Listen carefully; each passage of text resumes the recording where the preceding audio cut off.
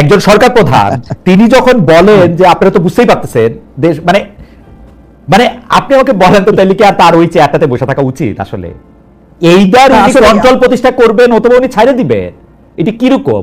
যেমন আব্দুল হামিদের ব্যাপারটা যখন আপনি বললেন, আমি বলি জনাব হামিদের বিদেশ থেকে ব্যাপারে যদি ডক্টর ইউনূস না জানা থাকেন, এক সেকেন্ডও ওনার চেয়ারে থাকার কোন রকম কোনো উচিত না।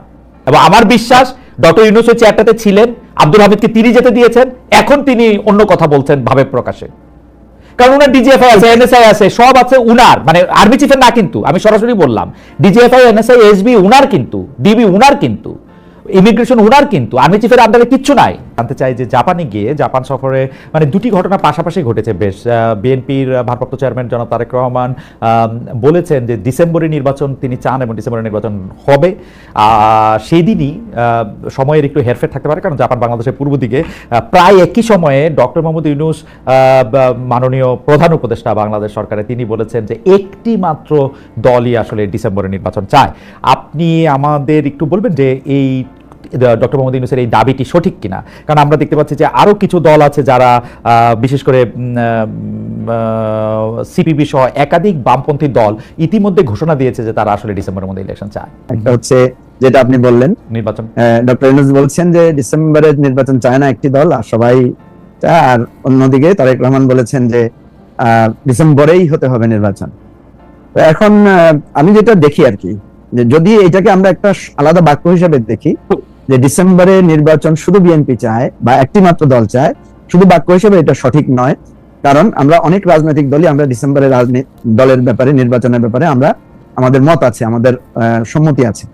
কিন্তু আমরা হয়তো বলার সময় বলেছি যে ডিসেম্বরে হওয়াটা যুক্তিকতা আছে, কিন্তু কোনো কারণে যদি সরকার মনে করে যে বিশেষ তাদের সময়ের প্রয়োজন, তাহলে তারা রাজনৈতিক দলগুলোর সাথে সংলাপ করুক, আলোচনা করুক। 1-2 মাস পেছনে গেলে, ফেব্রুয়ারি বা মার্চে গেলেও এটা বৃহত্তর স্বার্থে আমরা এটার সাথে একমত হতে পারি। অর্থাৎ অন্যান্য দল হয়তো এই জায়গায় কিছুটা ফ্লেক্সিবিলিটি শো করেছে, কিন্তু ডিসেম্বরের নির্বাচনের ব্যাপারে আমরা চেয়েছি।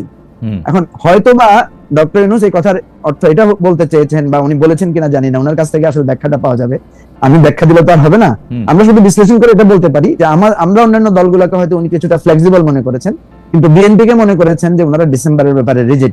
আরেকটা কথা বলি খালেদ মহিউদ্দিন আপনাকে, আমাদের মানে রাজনীতিবিদ হিসেবে আমরা তো কিছু কথা বাইরে বলি, প্রকাশ্যে বলি, আবার আভ্যন্তরীণ কিছু আলোচনাও আছে। আভ্যন্তরীণ কিছু আলোচনায় আমরা এরকমও শুনেছি যে বিএনপিও ডিসেম্বরে রিজিড না, কারণ বিএনপির মধ্যে অনেক ধরনের শঙ্কা তৈরি হয়েছে, সন্দেহ তৈরি হয়েছে, এবং এর পেছনে যুক্তিও আছে যে প্রফেসর ইউনূস সময় ক্ষেপণ করছেন অযথা, উনি একটা লম্বা সময় নিচ্ছেন। এর পিছনে অনেক কথা বিএনপি বলে, আপনারা শুনেছেন। আমাদের ডাক্তার জাহেদ এখানে আছেন, উনি এগুলোর ব্যাপারে অনেক কথা বলেন।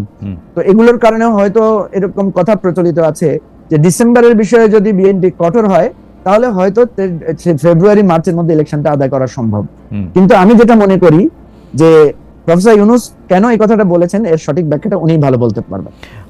আপনারা যেটা বলছেন, মানে আপনাদের কাছে কি এই কথাটা মনে হয় যে ধরেন যে ডিসেম্বরে হোক বা জানুয়ারিতে বা ফেব্রুয়ারিতে সরকার প্রধান যদি একটা নির্দিষ্ট করে একটা টাইম ফ্রেম বেঁধে দিতে বলতেন ইলেকশন কমিশনকে, যেহেতু ঘোষণাটা ইলেকশন কমিশনই দিবেন, বা অনুরোধ করতেন, যেভাবেই বলেন, তো সেইটা অনেক সহজ হতো? মানে উনি যেহেতু একটা 6 মাসের একটা উইন্ডো রাখতেছেন, এইটাতে কিছু সন্দেহ তৈরি হচ্ছে কিনা? হ্যাঁ, কিছুটা তো হচ্ছে। আমরা কিন্তু ওনার সাথে এই 6 মাসের টাইম ফ্রেম নিয়ে আলোচনা করেছিলাম। উনি যেহেতু আমাদেরকে সুযোগ দিয়েছেন কথা বলার, আমরা কিন্তু বলে এই আলোচনাটা শুরু করেছি। আমাদের যে গ্রুপ ছিল সেখানে এই আলোচনাটা আমাদের পক্ষ থেকে সেখানে সূচনা করেছিলেন জুনায়েদ সাকি। হ্যাঁ, জুনায়েদ সাকি আলোচনাটা এভাবে তুলেছিলেন যে ডিসেম্বরের পরে, আমি তুলেছিলাম এটা যে স্যার ডিসেম্বরে কি সমস্যা, ডিসেম্বরে ইলেকশন করতে আপনার অসুবিধাটা কি, আপনি আমাদের সাথে কি বলতে পারেন? তখন উনি কিন্তু বলেছেন যে ডিসেম্বরে ইলেকশন করলে আমরা যে আশঙ্কাটা, আমার যে ডিসকমফোর্টটা, সেটা হচ্ছে যে আমার কাছে, তোমরাও বলেছো যে সরকারের উপর আমি পরিপূর্ণভাবে আমার নিয়ন্ত্রণ নাই। আমি দেখছি যে বিভিন্ন ঘটনা ঘটছে, যেটা আমি দেখছি যে আমি এটা খুঁজে পাচ্ছি না। মানে উনি বলছেন যে আমি তো পারছি না, ওনার কথাটা ছিল এরকম, আমি তো পারছি না, আমি তো চেষ্টা করলাম। তো সেই জন্য তখন জুনায়েদ সাকি বললেন যে দেখেন, আমরা তো আপনি যে জুন পর্যন্ত বলছেন, আমরা তো টাইমের মধ্যে দেখছি ফেব্রুয়ারির ফার্স্ট উইকের পরে শুরু হচ্ছে রমজান, তাহলে ফেব্রুয়ারির ফার্স্ট উইক একটা ফেভারেবল টাইম। এরপরে যদি যেতে হয় রমজানে, তো আর আমরা নিশ্চয়ই নির্বাচন করব না। রমজানের পরে নির্বাচনটা হলে সেটা চলে যাবে মার্চের 3rd বা 4th উইকে। আর এরপরে কিন্তু আবার চলে আসছে কুরবানি ঈদ। সুতরাং আমাদের জন্য একটা মানে অপশন হচ্ছে না, মজু ভাই, এটা খুবই একটা ইন্টারেস্টিং কথা। মানে ডক্টর ইউনূস আপনাদেরকে বলছেন যে যেহেতু মনে হইতেছে যে আমার পুরো বিষয়টার উপরে কর্তৃত্ব নাই এবং যেহেতু বিএনপি চাপ দিচ্ছে, মনে হবে যে বিএনপির কাছে আমি নথি স্বীকার করতেছি, সেই জন্য আমি ডিসেম্বরে করতেছি না। ডক্টর মোহাম্মদ ইউনূস কি এইটাই বুঝাইলেন যে সেই জন্য উনি ডিসেম্বরটা করতে অসুবিধা? উনি যেটা বুঝালেন যে উনি বুঝাতে চাইলেন যে উনার নিয়ন্ত্রণে কর্তৃত্বে সবাই চলছে না, উনি তো কিছু করতে পারছেন না। উনি বলেন আমি তো কোনো কাজ করতে পারছি না। একদিকে রাস্তার আন্দোলন, না পারবেন না তো, হ্যাঁ মানে রাস্তার আন্দোলন একটা কারণ, আরো অনেক নানা রকম কারণ আছে, কিন্তু যে এটা যদি আমাকে একটু খোলাসা করতেন, আমি এটা ঠিক বুঝি নাই। মানে ডিসেম্বর ওনার কর্তৃত্বে কোনো কিছু চলতেছে না, সেটার সাথে ডিসেম্বরের নির্বাচন কেন সাংঘর্ষিক? উনি বলছেন যে ডিসেম্বরে, মানে ডিসেম্বর না, আসলে উনি তো আমাদেরকে না করেন না যে উনি ডিসেম্বরে করবেন না। আচ্ছা, উনি যেটা বলতে চাচ্ছেন যে আমি প্রশাসন, সরকার, সংস্কার তোমরা যেগুলো বলছো এগুলোতে আমি, উনি জাস্ট কথাটা বাক্যটা ছিল এরকম যে আমি তো আমার কমফোর্টেবল পজিশনে আমি এখনো পৌঁছাতে পারি নাই। দুটো ঘটনা আমি আপনাকে বলি, অফ দ্য রেকর্ড দুটো ঘটনা সেখানে আমরা আলোচনা করেছি। সেটা হচ্ছে যে আব্দুল হামিদের দেশ ত্যাগ, হ্যাঁ, আব্দুল হামিদের দেশ ত্যাগটা নিয়ে ওনারা কিন্তু একটা কমিটি করেছেন। সেই কমিটির রিপোর্টে এসেছে যে এখানে সরকারের প্যারালাল অন্যভাবে অন্য কারো ইন্টারভেনশন এটা হয়েছে। তাহলে দেখেন, মানে ওখানে কিন্তু কর্নেল অলি সাহেব বলেছেন যে এই সরকার আসলে কে চালাচ্ছে, আপনি চালাচ্ছেন না অন্যরা চালাচ্ছে, এই ধরনের একটা সন্দেহ সংশয় লোকদের মাঝে তৈরি হয়েছে। প্রফেসর ইউনূস কিন্তু এগুলো ইয়ে করেন নাই, হ্যাঁ, মানে বলেন নাই যে আমি চালাচ্ছি সরকার। উনি বলেছেন আপনারা তো বুঝতেছেন বিষয়গুলো। তো এই জায়গাটায় মানে এই আলোচনাগুলো অনেকে করতে চায় না, সেন্সিটিভ আলোচনা, আমি হয়তো করছি না। মজু ভাই, আপনার কথা শুনে সিরিয়াসলি সেন্সিটিভ এবং আমার ভয় লাগতেছে। কারণ কি, একজন সরকার প্রধান তিনি যখন বলেন যে আপনারা তো বুঝতেই পারতেছেন দেশ, মানে মানে আপনি আমাকে বলেন তো তাহলে কি আর তার ওই চেয়ারটাতে বসে থাকা উচিত? আসলে এইবার উনি কন্ট্রোল প্রতিষ্ঠা করবেন অথবা উনি ছাড়ে দিবেন, এটি কিরকম? যেমন আব্দুল হামিদের ব্যাপারটা যখন আপনি বললেন, আমি বলি জনাব হামিদের বিদেশ ত্যাগের ব্যাপারে যদি ডক্টর ইউনূস না জানা থাকেন, এক সেকেন্ডও ওনার চেয়ারে থাকার কোন রকম কোনো উচিত না।